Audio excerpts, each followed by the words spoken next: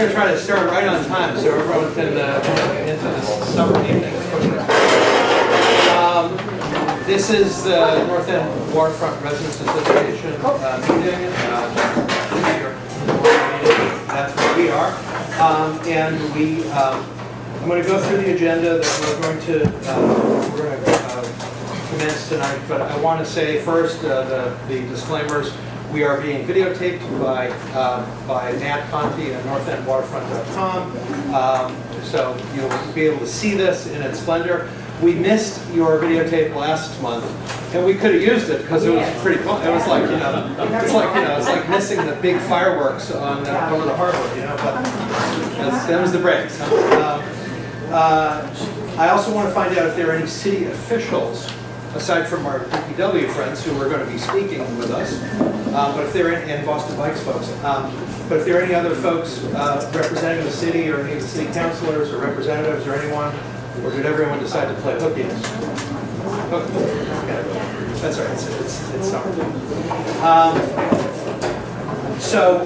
We're going to really try to abbreviate the report section because I know that they can be lengthy. So everyone's section is going to be 5 minutes or less. I'm eyeing Victor just to make sure, because he never goes.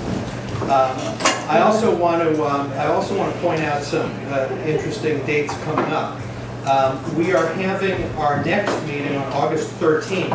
The August meeting is never here because they closed the Nazaro Center. So it is currently scheduled for the ABCD Center at 1 Michelangelo Street. So keep your eyes on the agenda. We may make a venue change if we can get a little larger venue, but the ABCD Center is where we did last summer, and that's. I just want to make sure that folks aren't surprised if they, by reflex, come here and are shocked that the Nazaro Center is closed. I also want to point out the regular meetings that we're going to have upcoming. We have a zoning, licensing, and construction committee meeting on the 28th. Victor can say a little bit about that and also about the licensing policies. We're going to have a Parks and Open Spaces Committee meeting on August 4th. We skipped the July one just because a lot of people were away, but this is getting very important. Things are heating up. Some money was allocated by the Parks Department for the Prado for a feasibility study, and we want to get involved in that. So August 4th at the Parks and Open Spaces Committee is actually at the Mariner's House. It says the Nazaro Center, but when the invitations or the notice goes out, it is at the Mariner's House, which is at 11 North Square. And that again is Tuesday, August 4th.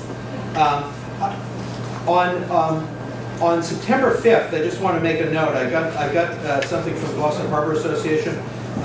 Since people are probably doing summer planning right now, that day, I think that's a Saturday, there are fireworks over the Boston Harbor. So I always am disappointed because I always find out about the fireworks over the harbor after they happen. So I just want to let everyone know. September 5th, 9 p.m. to 9:30, very, very tight window. There are fireworks this weekend too, Sunday night. Okay. Around 9:30 over Boston Harbor. Okay. And the did I miss any fireworks? no, you're missing the Queen Elizabeth. Queen Mary II Queen is. Mary II is coming in. That's what the fireworks. That's what the fireworks are for. On a Rose Walk. Excellent, fantastic. Thank you. That's it. I'm going to the president's report is just going to be these agenda items. I hoped to be able to introduce Jerome Smith, who is the head of office, the Mayor's Office of Neighborhood Services, and also the Chief Civic Engagement Officer for the city. The Mayor asked his cabinet to convene tonight at exactly the same time as this meeting, so Jerome had to cancel. And I got a message 2 days ago that he wouldn't be able to come. So we are going to make a change in the agenda. We're going to give the Boston Bikes and DPW folks a little bit more time to talk a little bit more about what's going on with the bikeway lane. But I did want to mention, as far as the Office of Neighborhood Services goes, that we are having more discussions with the office as they change personnel and they try to build what I'm hoping is a much better office and a much better handshake with the neighborhood associations. working in concert with a bunch of the other neighborhood associations in the downtown area, we formed a sort of a cross-neighborhood association committee that's actually going to be trying to define for the Office of Neighborhood Services how we should all work together so that things can be more efficient. And right now, the only folks that are on that subcommittee are folks who are, on the various executive committees or councils of the various neighborhoods. But we're probably going to expand that. So next month, I'm going to report out to you what's going on there, because we may ask for other volunteers, and if anyone is really interested in how the mayor's office and our association should work together regarding liquor licensing, zoning, and other things. And this is an offer that goes out to beyond David Kubiak and Victor Brogna. I'm sure other people might be interested too. Brogna. Think of lasagna. Yeah, I would like to encourage anyone to, if they have strong feelings about it, to lean in on that. So with that, I'd like to ask quick reports from membership. We're going to skip parks because Robin's not here. Public safety and the ZLC meeting. I will make a quick note before we go into those reports. Because of his great work in public safety, David Marks is now working with NEWRA to continue his role. Phil Frederoli is going to name a NUNIC opposite number, and we're going to try to run that as a joint committee. But I asked David to give a quick report on public works. But first I want to hear from Mary, who wants to clarify membership and convince people to pay your dues. Thank you. First, I'd just like to say we have some new members here tonight. I'd like to welcome them. And the question was raised at our last meeting about our membership policy and our voting procedures. And so I would just like to provide a little quick history and just an update on how we do things. Why does a little neighborhood association have such a strict voting policy? Well, because the restaurant owners and the developers in the neighborhood used to routinely pack our meetings, bring people in on the night of a vote, have them sign up, and have them vote in favor of whatever they were proposing. And it really undermines the credibility of the organization. And there really wasn't any procedure in place for monitoring whether people really in fact lived in the North End. And our bylaws not only require that you live in the North End, it has to be your primary residence. So we have a lot of people, particularly restaurant owners who have multiple residences, and their principal residence is not necessarily the North End. As a matter of fact, we had one person who shall remain unnamed who had just had a big video done of his man's normal and neck, and then came in and said, well, no, that's not my principal residence. My principal residence is really an apartment over my restaurant. So needless to say, we turned him down, and that's why we do things the way we do.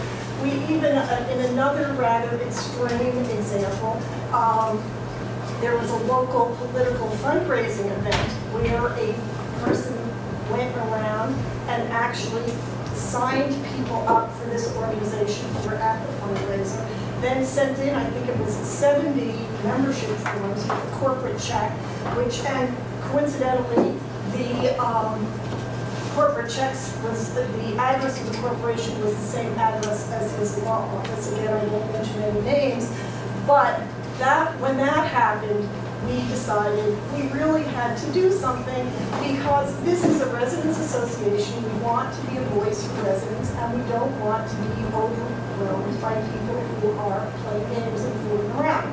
So what we decided was that to be a voting member, that you have to, well, first of all, to join, you have to be a resident of the North End, in keeping with our bylaws. It has to be your primary residence, and we require one of two forms of identification. Either a driver's license with an address in the North End, or a mass ID for those who don't have a driver's license. And it's really, we feel, the only way to actually show that your primary residence is in the North End. People can have leases, they can have utility bills, but again, that is not an indication that that's your principal residence. So those are the IDs, and that's the way we do it. Aside from that, in terms of voting, if you sign up at a meeting, you're not actually a member at that meeting. Because what we do now is we maintain a list, we have it on a spreadsheet, and if you join at a meeting, you will not be on a spreadsheet, you'll be added afterwards. So the next meeting that you come to, you will be on the spreadsheet, you will be checked in, that is considered your first membership meeting. After that meeting, you can vote. And the requirements really are not that onerous. One membership meeting in 6 months to maintain your voting, to vote for officers, 2 membership meetings in the past 6 months. So again, to vote, you really only have to come to 2 meetings a year. You want to vote in the election, you have to have been at 2 meetings in the past 6 months. So that's why we do it, that's how we do it.